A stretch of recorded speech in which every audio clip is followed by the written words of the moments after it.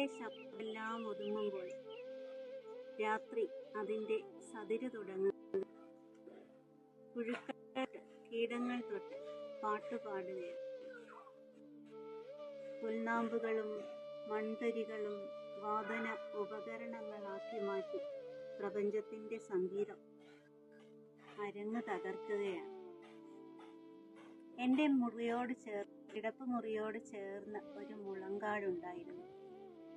അതിൽ പലതരത്തിലെ കീടങ്ങളും പുഴുക്കളും കുഞ്ഞു പക്ഷികളും എല്ലാം ചേർന്നൊരുക്കുന്ന ഒരു സതിര് കേട്ടാണ് ഒരു കാലത്ത് ഞാൻ ഉറങ്ങിയിരുന്നത്. ആ സംഗീതത്തിൻ്റെ അനുഭവ സാക്ഷ്യമാണ് ശബ്ദശായി എന്ന കവിത. ശബ്ദശായി. നാദങ്ങളുടെ താരാട്ടുതൊട്ടിലിൽ ഞാനുറങ്ങുന്നു ജീവപ്രപഞ്ചം. രാത്രി പാദസരം കുടഞ്ഞിന്നെൻ്റെ വീട്ടുചുറ്റും വലം വച്ചു പോകുമ്പോൾ കുഞ്ഞുവായ തുറന്നെത്ര ഗായകർ, മൺതുളകൾ തുറന്നിട്ട പ്രാണികൾ, പാട്ടുമാത്രമായി മാറുന്ന മാന്ത്രികം കേട്ടു യക്ഷസംഗീതമുന്നോട്ടുപോയി.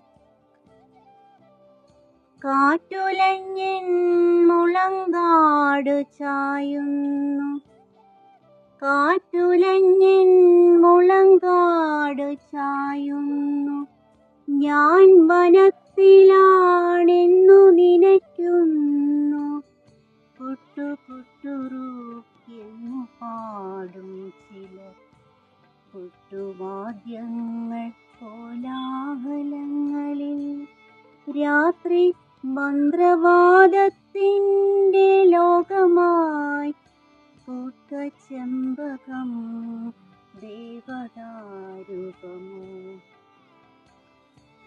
ചന്ദ്രമണ്ഡലത്തിൽ നിന്നു നേർത്തൊരു മഞ്ഞുതുള്ളി ചിലന്തി നെയ്യും വലത്തൊങ്ങലിൽ വന്നു വീഴുന്ന സ്പന്ദനം.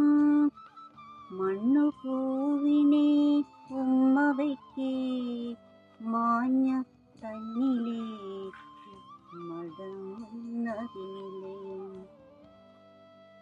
പൊട്ടി വീണ കുമിളയുടഞ്ഞതിൽ എത്ര ശോകം പരന്ന ജലോപരി, തൊട്ടുരും ഉടുപ്പിൻ്റെ സ്പർശവും കാമുകൻ്റെ വിരൽ പോലെ വീണയായി കോടികോശമുണർത്തും പ്രകമ്പനം.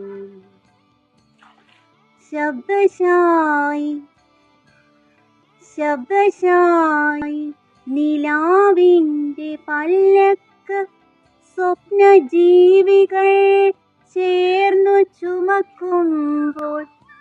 ശബ്ദശായി നിലാവിൻ്റെ പല്ലക്ക് സ്വപ്നജീവികൾ ചേർന്നു ചുമക്കുമ്പോൾ ഞാനുറങ്ങി കിടക്കുന്നതിൽ ചുറ്റു തൂണുപോലും തൊടുമ്പൊഴി മൂളുന്ന പാട്ടുകൊട്ടാരമാകുന്ന രാത്രിയിൽ. ശബ്ദശായി നിലാവിൻ്റെ പല്ലക്ക് സ്വപ്നജീവികൾ ചേർന്നു ചുമക്കുമ്പോൾ ഞാനുറങ്ങി